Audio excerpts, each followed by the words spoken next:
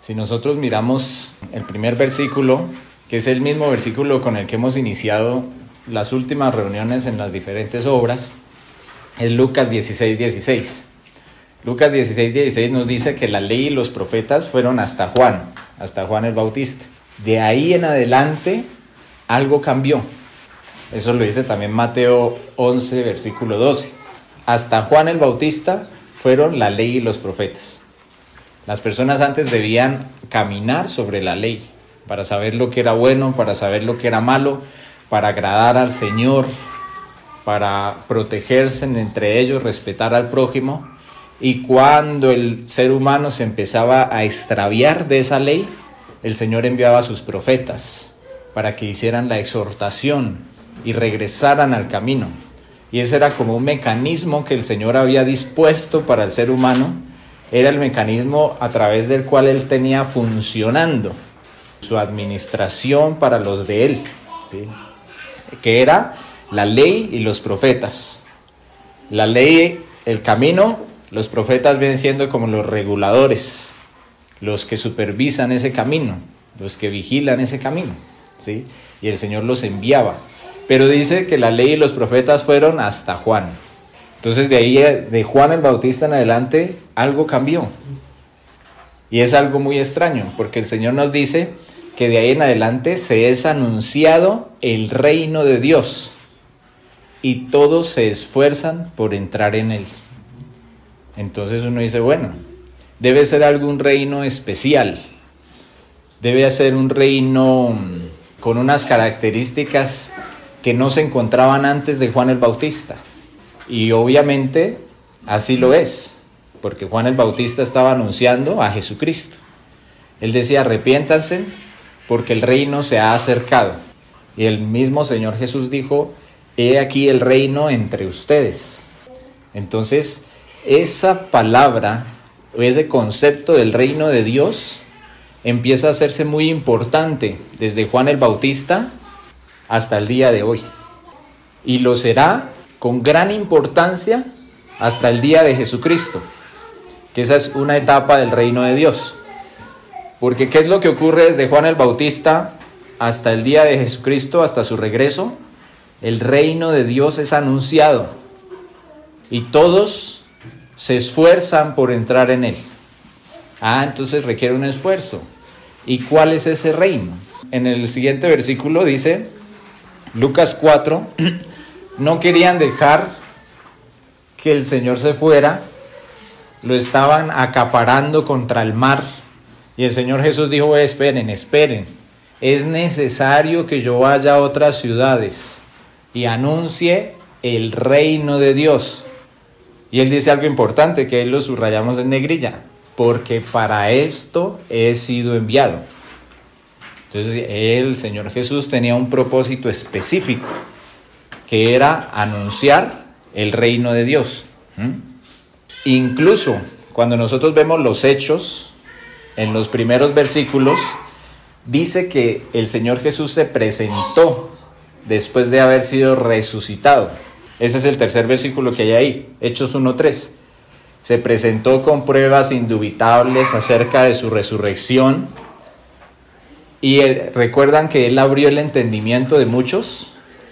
Cuando él resucitó y se presentó, dice que le abrió el entendimiento a varias personas para que comprendiesen las Escrituras. Y él todo el tiempo se había dedicado ¿a qué? A anunciar el reino de Dios. Y ahí ya con el entendimiento abierto y todo, ¿qué tema escogió o qué revelación brindó? Lo mismo. Tuvo 40 días y esos 40 días siguió hablando del reino de Dios. A los 70, cuando los mandó de 2 en 2, a los que los reciban, anúncienles que se arrepientan.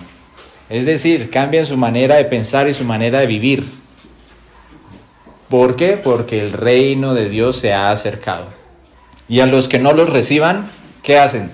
Se paran en la parte de afuera, sacuden el polvo contra ellos y les dicen que se arrepientan porque el reino de Dios se ha acercado. Entonces ese mensaje del reino de Dios era sí o sí. Así lo aceptaran y así no lo aceptaran. era algo en lo cual el Señor Jesús se concentraba todo el tiempo y era algo en lo cual el Señor Jesús envió a predicar. Incluso en el versículo que sigue, Lucas 9, versículo 60, el Señor Jesús le dice a una persona: ven y sígueme. Y esa persona le dice: espérame, Señor Jesús, que murió mi padre y necesito ir a enterrarlo. Y él le dijo: deja que los muertos entierren a sus muertos, y tú ve y anuncia el reino de Dios. Entonces el reino de Dios era la obra principal de Cristo, era un concepto importante de Cristo. Incluso recuerden al ladrón que estaba al lado del Señor Jesús. ¿Qué fue lo que le dijo el ladrón al Señor Jesús? ¿Se acuerdan? Acuérdate de mí cuando vengas en tu reino. Entonces es muy interesante saber cómo este ladrón primero sabía que él iba a volver. Y eso no se aprende ahí en un momentico al lado de la cruz. Él ya lo tuvo que haber escuchado. Como estaban por todas las aldeas y por todas las ciudades predicando eso, y el mismo Señor Jesús predicando, y todo era el reino, el reino, el reino, el reino. Y ese ladrón, Tintín, se le predicó en algún momento, escuchó en las plazas, en alguna casa, escuchó. Y la gente pudo haber visto que ese ladrón nunca cambió y murió crucificado en una cruz como ladrón. Él pudo entender a última hora, como esa parábola de los que los contrataron a última hora para la viña y se le pagó lo mismo. ¿Por qué? Porque ahorita vamos a ver que el reino es un lugar al que se entra. Recibió el pago como si hubiera trabajado todo el día, en un momentico. Pero él había escuchado que él iba a volver y había escuchado del reino. Ese concepto estaba aún en el incrédulo, porque estaba por todo lado, ese concepto del reino de Dios. En el que dice: pero cuando creyeron a Felipe, ya ahí falta la cita, ¿no? Eso está en Hechos. Dice: cuando creyeron a Felipe, Felipe era conocido como, ¿recuerdan? Felipe era conocido como el evangelista. Y decía: pero cuando creyeron a Felipe, que anunciaba las buenas noticias ¿de qué? Del reino de Dios. O sea, se cumple lo de Lucas 16:16, de que la ley y los profetas son hasta Juan, y de ahí en adelante, ¿qué pasa? Se anuncia el reino de Dios. Y todos, ¿qué hacen? Se esfuerzan, nos esforzamos por entrar en ese reino, ¿sí? Requiere un esfuerzo. Este es el ejemplo de Felipe. El ejemplo de Pablo, Hechos 19:8. Tuvo oportunidad de estar 3 meses con una congregación, y con denuedo discutía y persuadía acerca del reino de Dios. Hechos 28:30. Y Pablo permaneció 2 años enteros en una casa alquilada y recibía a todos los que a él venían, ¿haciendo qué? Predicando el reino de Dios y enseñando acerca del Señor Jesucristo abiertamente y sin impedimento. Entonces el reino de Dios era algo principal. El Señor Jesús decía: ¿a qué haré semejante el reino de Dios? O el reino de los cielos. Lo compararé a esto, ¿a qué lo compararé? Como diciendo, ¿cómo hago para que me entiendan?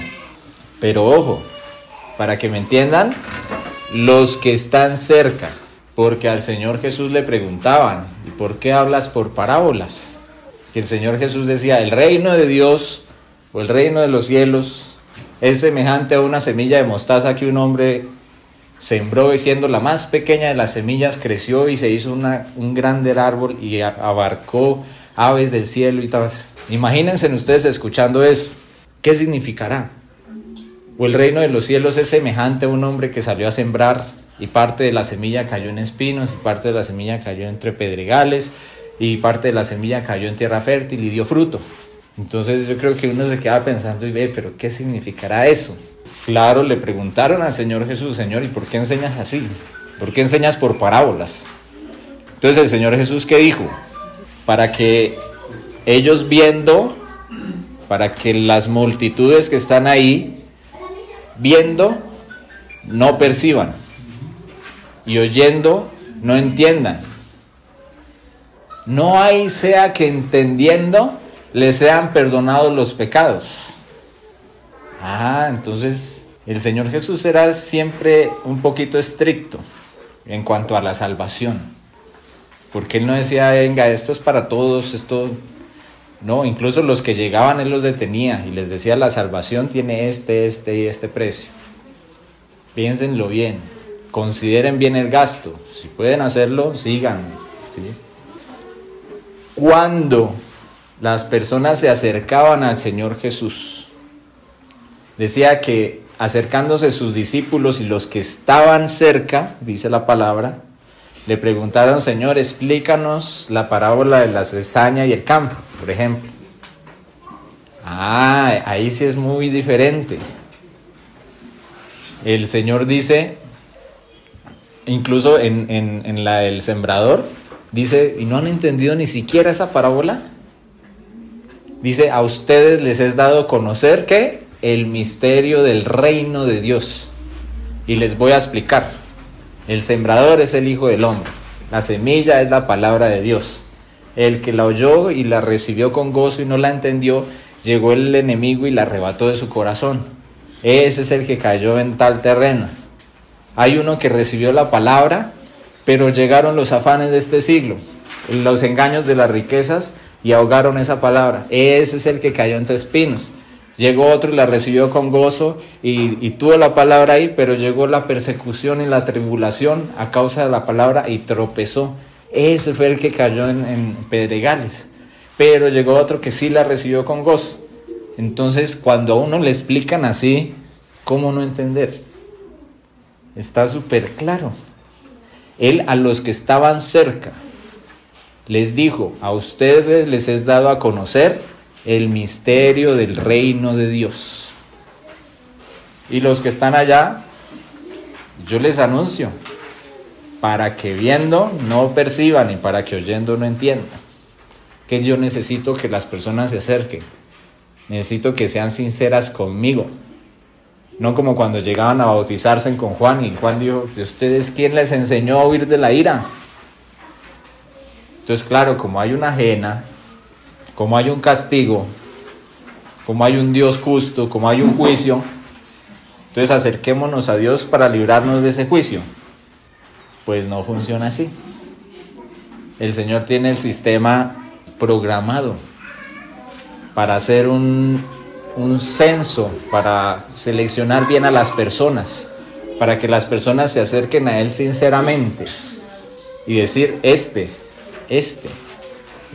a este le revelaré el misterio, este va a estar conmigo, este va a entrar al reino, ¿sí? Y Él está preparando un reino, Él tiene un reino preparado, ¿sí? ¿Por qué? Quisiera ser, ahí donde dice reino de Dios es igual al reino de los cielos, sí tiene unos puntos coincidentes, ¿sí? Porque no quiero entrar en la teología de que si el reino de Dios es el mismo reino de los cielos. Eso ya cada uno lo puede estudiar, o el Señor cuando nos permita el tiempo lo haremos, ¿sí? Pero quiero que miremos unos puntos coincidentes. ¿Coincidentes qué quiere decir? Que al mismo concepto, a un único concepto, se le llamó reino de Dios y se le llamó reino de los cielos. O sea, hay puntos donde coincide, ¿sí? ¿Cuál es el primer ejemplo que vemos ahí? La semilla de mostaza. En el testimonio de Marcos y Lucas, el Señor Jesús dice, ¿a qué haremos semejante el reino de Dios? En el testimonio de Mateo, en la misma historia, al mismo concepto, el Señor dice, el reino de los cielos es semejante. Cuando se habla de que la semilla de mostaza es semejante al reino de Dios, también es coincidente al reino de los cielos. Viene siendo lo mismo. Un único concepto al cual se le llamó de las dos maneras. En la parábola de la levadura, Lucas, está escrito el testimonio de Lucas, dice, ¿a qué compararé el reino de Dios? Y en Mateo dice, el reino de los cielos es semejante, ¿sí? Entonces lo que ocurre con la levadura es igual en el reino de Dios y en el reino de los cielos. Se está refiriendo a lo mismo. La bendición a los niños. Marcos y Lucas narran diciendo: dejen a los niños venir a mí, no se lo impidan, porque los tales es el reino de Dios. En el testimonio de Mateo dice: porque de los tales es el reino de los cielos.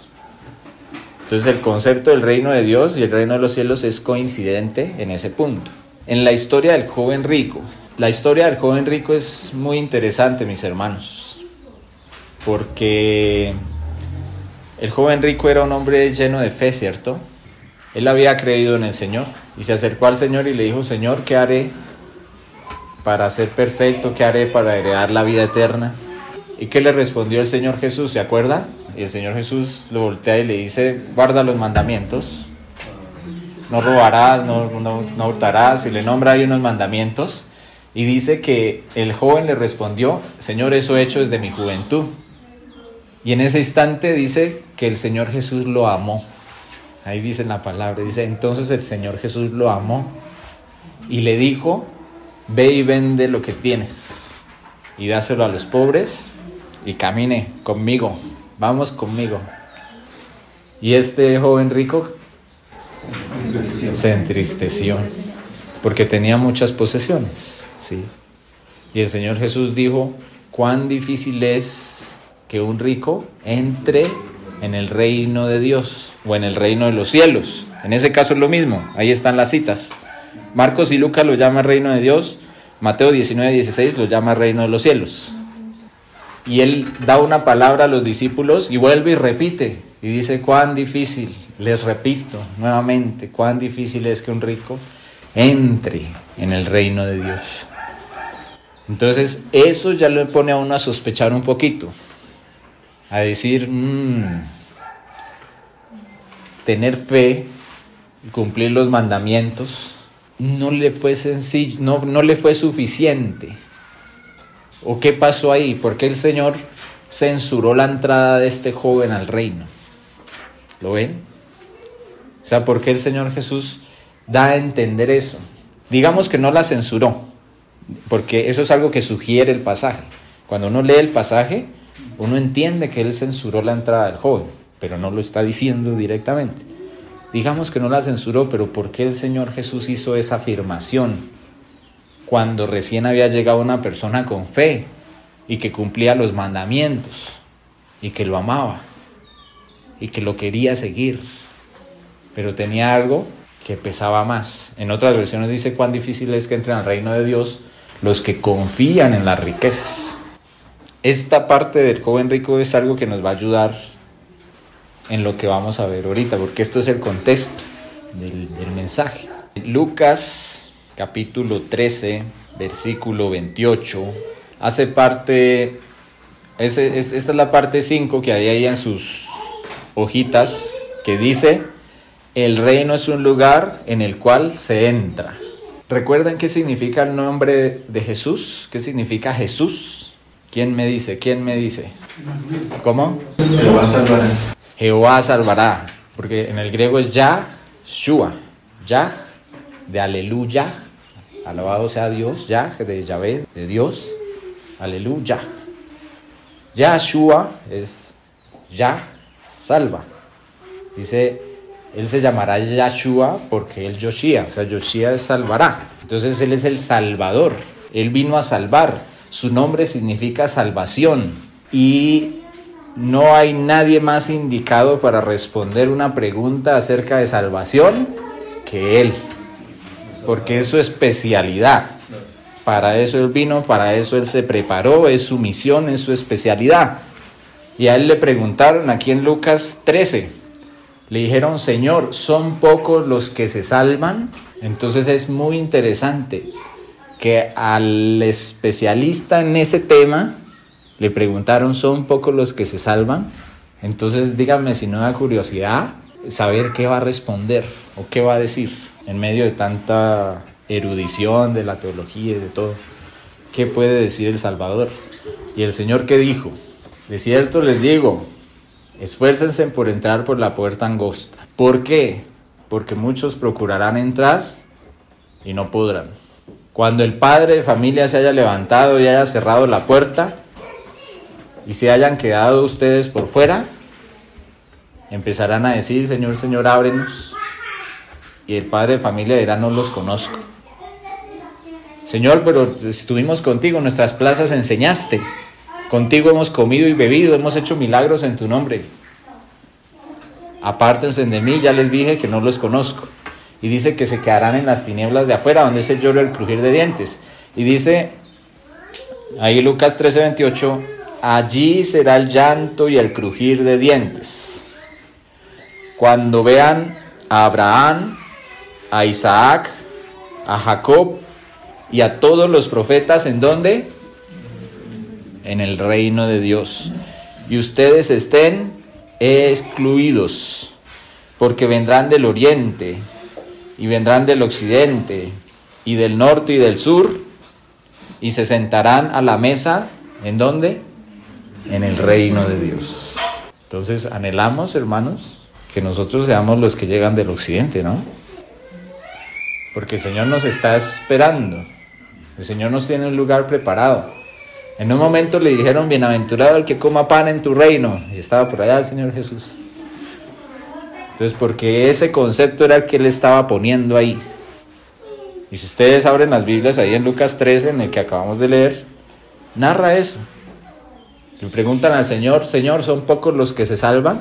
Entonces, y Él responde esto tan interesante. Ahora, hermanos queridos, amados, una persona que se esfuerza por entrar por la puerta angosta es creyente, igual que el joven rico, porque antes el Señor enseñó que ancho y espacioso es el camino a la perdición y que el camino a la vida es una puerta angosta.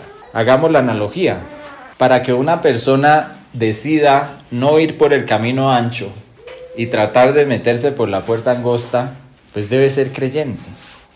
Sobre todo cuando el Señor Jesús dice: yo soy la puerta de las ovejas. Entonces, una persona que ve el camino ancho, lleno de placeres engañosos, porque las personas disfrutan su pecado, aunque los llena de vacíos, es una trampa bien armada, por decirlo así. Una persona que decide dejar ese camino y decir: no, por aquí es que es la cosa, es una persona que ha podido ver a Cristo de alguna manera y decidió ir por la puerta angosta. Y eso era lo que estaba pasando en ese momento. Y le dijeron al Señor Jesús: son pocos los que se salvan. Y el Señor Jesús: uy, todos estos están viendo, me están viendo. Entonces, esfuércense por entrar por la puerta angosta, ya que la reconocieron, ya que entendieron eso. Requiere un esfuerzo, porque el hecho de reconocerla, el hecho de haber creído, no quiere decir que puedan entrar. Muchos procurarán entrar y no podrán. ¿Se acuerdan en Santiago capítulo 2? Cuando dice que si uno se encuentra a alguien con frío y con necesidad y le dice: ve, Dios te bendecirá, ve, no sé qué, y no le da, de nada sirve esa fe. Y entonces él empieza a hablar que la fe es la conjugación de fe con obras, o si no sería una fe muerta. Y en Santiago 2:14 dice: ¿acaso la fe podrá salvarnos? Está hablando de los que no tienen obras. Entonces hay un punto en la vida de un creyente donde la fe no lo puede salvar. ¿Por qué? Por causa de la falta de obras, porque se convierte en una fe muerta, ¿sí? Las 10 vírgenes, que eso ya lo habíamos estudiado acá. 5 vírgenes, si eran vírgenes, eran porque se estaban guardando para el Señor. Una persona que se guarda para el Señor tiene que ser creyente. Estaban esperando al novio, al esposo, a que viniera. Una persona que espera a Cristo tiene que ser creyente. Pero el 50% de las vírgenes no pudieron entrar, siendo vírgenes, estando esperando al Señor, teniendo lámpara y teniendo aceite. No pudieron entrar al reino. En esa parábola de Mateo 25, donde habla del reino de los cielos, del reino de Dios, enseña que la fe en algún momento no es suficiente para entrar en el reino de Dios. ¿Lo ven, mis hermanos? Entonces vamos a seguir viéndolo a través de las Escrituras. Terminemos esa parte de Lucas 13. Ahí en el versículo que está, el que dice 11, Mateo 8:11, gracias mi hermana. Ojo en esta parte, tengan un poquito de retentiva. Estamos viendo el primer caso donde le preguntan al Señor acerca de la salvación, que si son pocos los que se salvan. Y Él dice, ojo, porque cuando se levante el Padre y cierre la puerta, hay unos que se van a quedar afuera del reino, viendo a Abraham, a Isaac y a Jacob, viendo cómo llegan del oriente, del occidente, del norte y del sur y se sientan a la mesa en el reino de Dios y queden excluidos. Entonces el reino de Dios tiene una etapa, que es esta etapa donde nosotros estamos, que es donde se predica la palabra a todo lugar, en todo rincón, en todo momento. Y ese reino de Dios se establece con el regreso del Señor Jesucristo, ya se materializa. Llega el Señor Jesucristo, hace el juicio y cierra la puerta. Y según lo que ocurrió en la primera etapa, algunos entran y algunos no entran. Ese era el mensaje del reino de Dios. Por eso el Señor le estaba diciendo, ojo, va a venir un juicio y va a haber un reino y se va a cerrar la puerta. Y ese reino sufre violencia. El mundo genera una gran oposición para ese reino. Y cuando ustedes quieran entrar a ese reino no les va a ser fácil. Van a tener que también hacer uso de la violencia. Y ahí en el griego violencia significa hacer uso de la fuerza, ser energético se llama. Entonces la entrada al reino requiere un esfuerzo de nuestra parte una vez hemos adquirido la fe. Esa es nuestra llave de entrada al reino. ¿Cuál es la llave de entrada al reino? La conjugación de nuestra fe con nuestras obras. Porque es muy fácil caer en lo que cayeron las 10 vírgenes. ¿Sí? Ya vamos a ver por qué. Ya vamos a ver para el Señor qué significa ser insensato. Porque eso lo estaba narrando el Señor Jesús. Y el Señor Jesús explica para él qué es un insensato. Y las que entraron fueron prudentes. Y el mismo Señor Jesús explica para él qué es prudencia para él. Que nosotros podemos pensar, bueno, las prudentes entraron y las insensatas no. Para el Señor, ¿qué será insensato?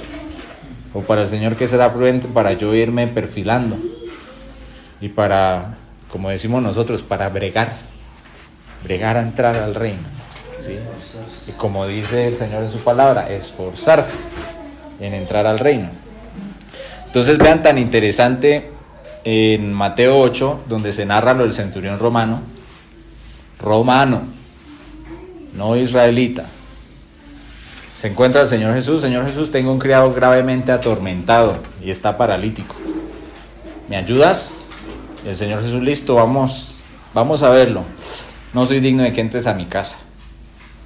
Yo soy un hombre de autoridad y yo le digo a alguien vaya y va, y le digo a alguien viene y viene, y le digo a alguien haga esto y lo hace. Yo sé que contigo es igual. Tú solamente di la palabra y yo sé que eso se hace porque se hace. Y el Señor Jesús quedó asombrado. Dijo, uy, este man la tiene clara. Ni aún en Israel, que se supone que ahí es donde está la revelación, la enseñanza, la palabra, el testimonio de los profetas, ni aún en Israel hay tanta fe. Y antes de decirle al centurión romano, vete y como tú dijiste, sea hecho, y dice que en esa misma hora fue sanado su criado, antes de decirle eso, ¿qué le dice? Mateo 8, versículo 11 y 12. El 11 está ahí en las copias. Dice, y os digo, lo leo desde el 10. Dice, al oírlo Jesús se maravilló y dijo a los que le seguían, de cierto les digo, escuchen todos ustedes que me siguen, que ni aún en Israel he hallado tanta fe. De cierto les digo, que vendrán muchos del oriente y del occidente, y se sentarán con Abraham, Isaac y Jacob en el reino de los cielos. Entonces, este escenario de que se cierra una puerta, de que va a estar Abraham, Isaac y Jacob, y personas del oriente, del occidente, del norte y del sur sentadas en una mesa en el reino, se le llama reino de Dios y se le llama reino de los cielos. Yo no estoy diciendo que en toda la definición de reino de Dios y en toda la definición de reino de los cielos sea lo mismo. Estamos viendo los puntos coincidentes.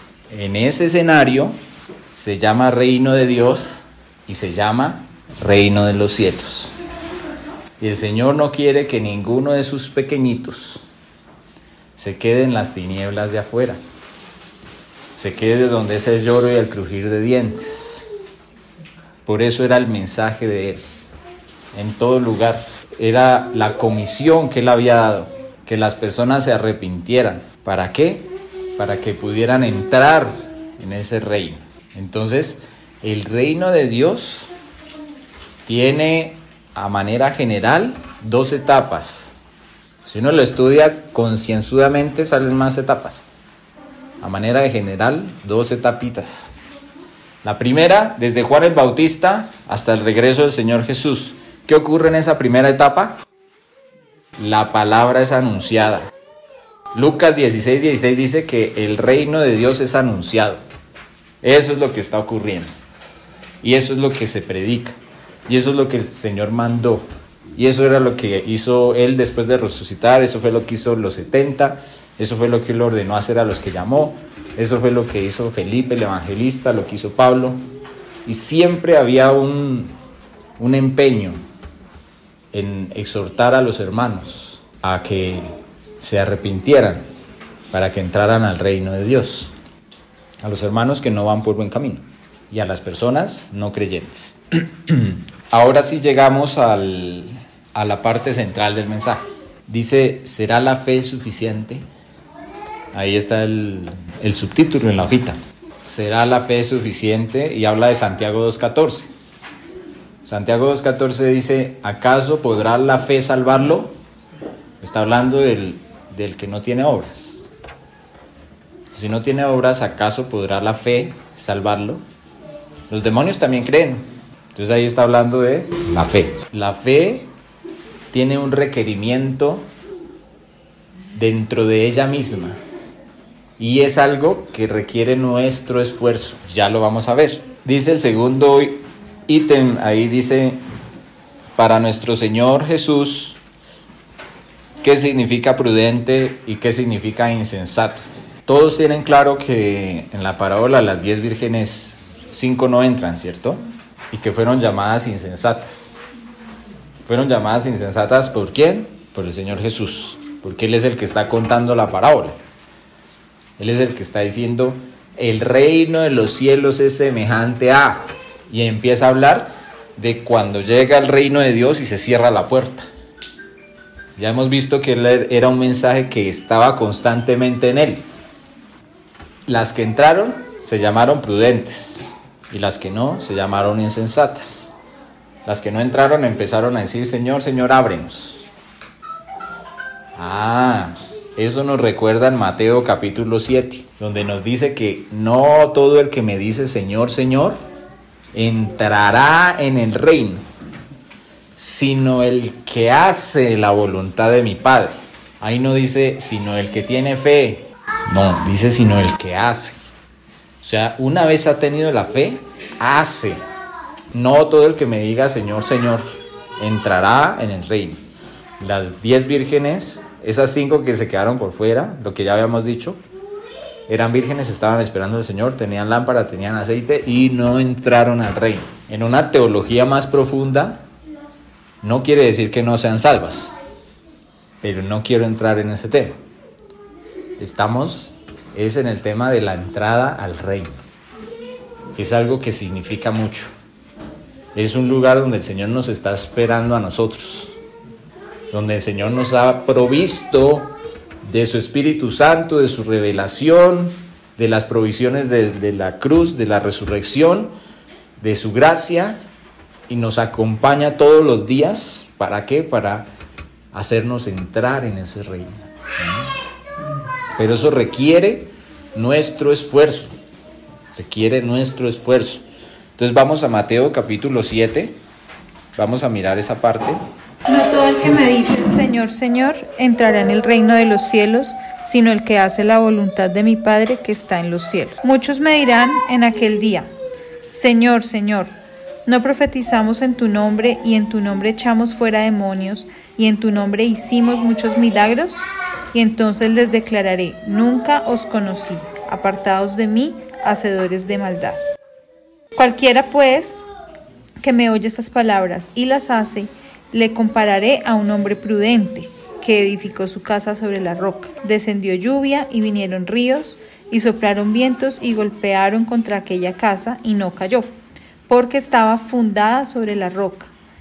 Pero cualquiera que me oye estas palabras y no las hace, le compararé a un hombre insensato que edificó su casa sobre la arena y descendió lluvia y vinieron ríos y soplaron vientos y dieron con ímpetu contra aquella casa y cayó y fue grande su ruina.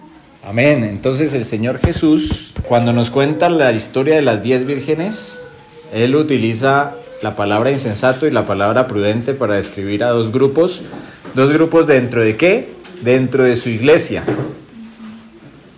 Y aquí en Mateo 7 Él está diciendo, para mí, ¿quién es un hombre prudente? Está diciendo el Señor Jesús. Él está diciendo, para mí, el que oye mis palabras y las hace. Igual que lo dijo, hay versículos anteriores. No todo el que me diga Señor, Señor entrará en el reino, sino el que hace. Entonces ese hacer es nuestra llave de entrada al reino. El que oye mis palabras y las hace, para mí ese es un hombre prudente, para mí es una mujer prudente. Y el que oye mi palabra y no las hace, le compararé a un insensato. Y utilizó las mismas dos palabras con las que definió en Mateo 25 a las vírgenes. Y lo dijo dentro del mismo contexto, hablando de lo mismo, hablando de el establecimiento de su reino. Él dirá, me dirán en aquel día. Y si nosotros nos ponemos a buscar en las Escrituras, ¿qué es aquel día? El día del establecimiento de su reino, nos salen referencias por montones y nos salen referencias en las cuales no hay un sesgo intermedio. Al final de Malaquías hay un contraste interesante. Malaquías capítulo 4, versículo 1 y 2. Dice que cuando Él venga en su día, los malos los abrazará el fuego y serán como estopa en un horno. El Señor dice que en su día Él pondrá delante de Él a todas las naciones. La palabra dice que estaremos ante el tribunal de Cristo para dar cuenta de lo que hicimos mientras estábamos en el cuerpo, sea bueno, sea malo. El Señor dice, aquí yo vengo pronto y mi galardón conmigo, para dar a cada uno según su fe. No dice según su fe, es según sus obras. Bueno, y esas obras pues provienen de la fe. No pueden ser obras que provengan de nuestra benevolencia. Es de la fe en Cristo. Porque nosotros somos hechura suya, hechos para buenas obras, dice el Señor. Dice que preparó un camino de antemano, de buenas obras, para que anduviésemos en él. Entonces en ese día donde los soberbios, y el contexto lo da Malaquías 3, donde dice que los que defraudaron en sus jornales a los jornaleros, los que se portaron mal con los extranjeros, de ahí hay que ver cómo nosotros, digamos, nos comportamos con los venezolanos, si los explotamos o no los explotamos, si nos aprovechamos o no nos aprovechamos. El Señor tomará cuenta de todo eso. Y dice que a todos los malos el fuego los abrazará en ese día. Y qué contraste tan grande el versículo 2. Eso que les digo es el versículo 1 de Malaquías 4. El versículo 2 dice, pero a ustedes, los que temen mi nombre, nacerá el sol de justicia, y en sus alas traerá salvación. Dice, y saldréis y saltaréis como becerros de la manada. Mis hermanos, imagínense que llegue ese día glorioso, ese día glorioso y terrible, y el Señor nos abra la puerta para su reino. Imagínense, hermano. Y Él está ahí adentro. Y lo que nos tiene preparados a nosotros. Y el hecho de poder estar con Él por fin, porque Él no está. Él envió su Espíritu Santo y está con nosotros todos los días, pero Él se fue, Él no está. Lo esperamos, anhelamos verlo, anhelamos estar con Él. ¿Sí se han dado cuenta cuando uno abre un broche de la finca y salen los becerros y saltan? No sé si alguna vez han visto esa escena. Es hermoso, ¿no? Y es algo tan bonito. Así vamos a ser nosotros, entrando en ese reino. Entonces el Señor nos dice, ojo, si ustedes tienen fe, a esa fe añádanle virtud. Virtud es algo que produce un efecto positivo. Ya es de acuerdo a lo que tenga cada uno. Añádale algo de lo que tenga cada uno, algo que sea positivo para esa fe. No tienen que ser un ministerio público. Es de acuerdo a la personalidad de cada uno. Enriquezca esa fe. Pero usted necesita, sépalo bien, necesita conocimiento. Entonces añádale conocimiento. Dice el Señor, mi pueblo pereció por falta de conocimiento. Y cuando usted tenga virtud y fe y conocimiento, tal vez usted se va a creer más que los demás. Tal vez usted va a sentir que tiene más revelación que otros. Entonces a eso que le añada dominio propio, porque somos lo que el Señor nos ha permitido ser, y si tenemos algo es de lo que Él nos ha dado. No podemos gloriarnos de nada. No hemos creado nada, solo lo que el Señor nos da es lo que tenemos. La gloria es de Él. Y lo que podamos llegar a tener y lo que podamos llegar a saber es insignificante a la suma de la verdad. Es insignificante ante las riquezas inescrutables en Cristo Jesús. Entonces no hay por qué gloriarnos, no hay por qué enorgullecernos, inflarnos, creernos más que los demás. Pero el conocimiento tiene ese efecto. Entonces dominio propio, y al dominio propio ¿qué le añadimos? Paciencia. Porque hay que dominar eso y dominar eso y dominar eso, y pasan los años, y pues ¿hasta cuándo, Señor? Tenga paciencia, porque eso es hasta el día de Jesucristo. O hasta el final de nuestros días acá en la tierra. Entonces, ánimo, tenga paciencia. Y a la paciencia, afecto fraternal. ¿Qué es fraternal? Es todo lo que tiene que ver con los hermanos. Búsquenlo en el diccionario o en el griego. Fraternal es lo que tiene que ver con los hermanos.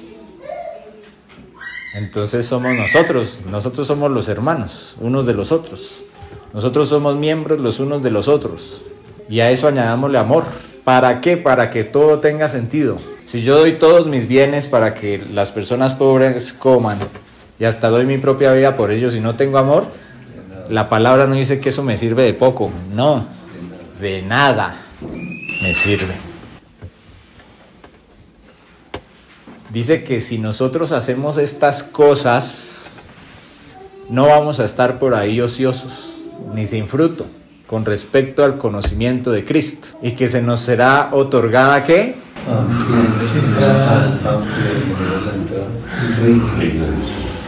Ahí ya no parece una puerta angosta, mis hermanos. Entrada amplia y generosa al reino de Dios. Es un tema bastante hermoso y tiene mucha tela para cortar.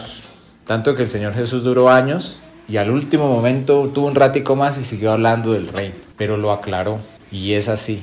Y dice: el reino de los cielos sufre violencia y solo los violentos lo arrebatan. ¿Recuerdan que cuando fue a nacer el Señor Jesús, Herodes no le gustó ni 5? Porque es que iba a nacer un rey, y Herodes era el rey, ¿no? En su dominio. El reino de Dios está gestándose en los dominios de Satanás. Los reinos de este mundo le pertenecen a Él. Él se los ofreció al Señor Jesús. Era una verdadera propuesta. Todos los reinos del mundo te daré si postrado me adorares. Pero el énfasis, ¿cuál es? Que el reino de Dios se está gestando en medio de un reino de maldad. Y pasa lo mismo que Herodes y Jesús. Hay una oposición tremenda para ese reino. Porque así como nosotros aprendemos qué es el reino de Dios y cómo funciona, así el enemigo también sabe. Por eso hay traducciones que dicen el reino de los cielos, donde dice el reino de los cielos sufre violencia, dice el reino de los cielos sufre gran oposición. y solo los violentos lo arrebatan. Violentos en el griego quiere decir los que hacen uso de la fuerza para un propósito energético. Entonces nosotros debemos esforzarnos. La palabra dice: todas las cosas me son lícitas, mas no me dejaré dominar de ninguna de las ilícitas. No me dejaré dominar de ninguna cosa ilícita. Entonces, si yo le digo al hermano Ronald, quieto, deje de tratar de dominarme, pues va a ser algo irrisorio porque no me está haciendo nada. ¿Sí?